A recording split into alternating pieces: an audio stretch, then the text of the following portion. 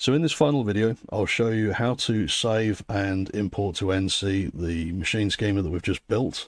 You'll see that I've taken the liberty to add a spindle motor to this one as well.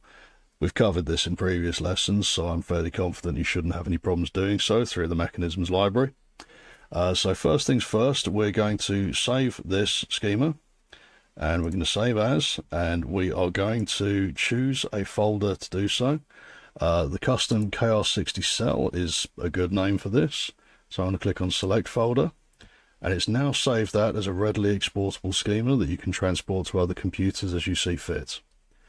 To bring this into ENCY, we can now click on the export to it scheme to ENCY button, which will now open this, or give us the option to open this in this tab or a new tab. So I'm going to click on this tab,